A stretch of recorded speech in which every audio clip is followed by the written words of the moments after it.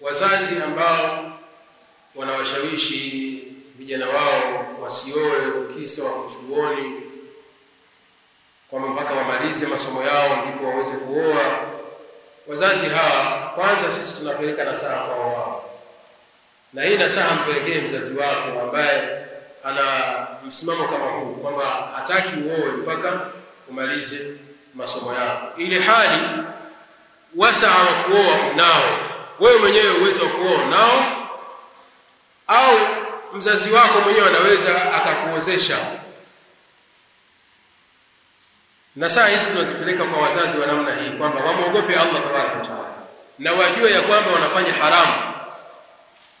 Wajue ya kwamba huu msimamo waliosimamia sio msimamo wa sawa, na kwamba ad-dirasatu la tamna'u min az-zawaji, masomo ya vyuo vikuu hayawaziwi vijana kuoa au mabinti kuolewa. Kijana anaruhusiwa kuoa au binti kuolewa na akaendelea na masomo yake, wala basa fi dhalik. Sasa mzazi ukimzuia kijana wako kuoa au binti yako kuolewa, ujue ya kwamba una dhima. Iwapo atachuma dhambi la zina kwa sababu wewe umemcheleweshea kuolewa au kuoa, basi ujue kwamba una sehemu katika yale madhambi. Una sehemu ya madhambi yale ya uzinifu aliyoyafanya. Umeshiriki katika namna moja ama nyingine kwa vijana wako kuzini. Kwa ni hatari kubwa sana. Na wewe kijana hutakiwi hapa wakati huu kumsikiliza mzee wako anapokukataza usioe, hali ya kuwa matamanio yako na kusukuma kuoa na unahofia uzinifu. Wakati huo kuoa kwako wewe inakuwa ni wajibu, sio sunna.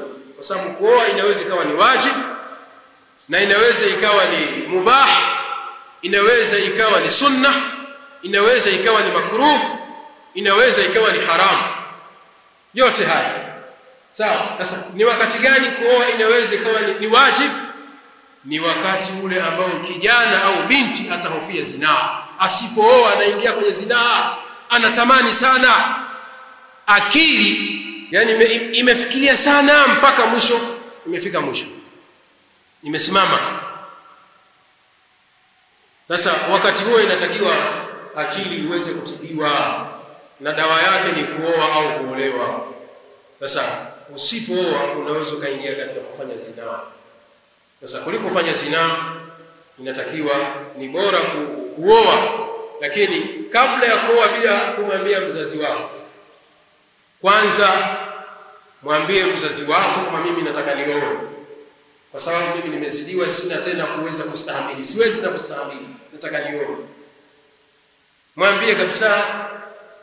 Ukiona hakuelewi, mtumie watu walikalaki, watu wenye busara waweze kuongea naye mzee wako wa mnasihi.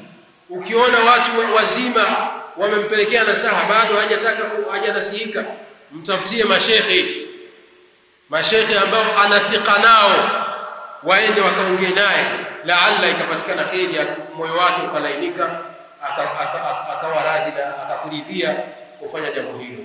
Lakini ukifanya njia zote hizo ikawa bado mzee hakuelewi, hapo wewe unaruhusiwa kuoa hata kama mzee hayuko radhi, na hutohesabika kwamba umemwasi mzazi wako, kwa sababu mzazi wako atakuwa wakati huo anakukataza kufanya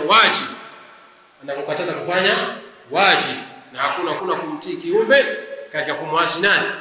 Muumba Allah Tabaraka wa Taala. Utaoa hata kama mzazi wako atakuwa hayuko radhi, madamu yeye sio wali. Yeye sio nani? Sio wali. Ingekuwa kwamba ni wali wa binti, kwamba sasa binti sasa anaozeshwa na mtu mwingine, wali wake hayuko radhi, hii ni masala nyingine. Sawa? Hii ni masala nyingine. Ama baba yako wewe kijana wa kiume, hii sawa yuko radhi hayuko radhi, madamu unatekeleza wajibu, wewe hautalaumiwa kwa Allah Tabaraka wa Taala. Lakini usifanye hivyo kwanza mpaka upitie njia hizi za islah, njia za kutengeneza.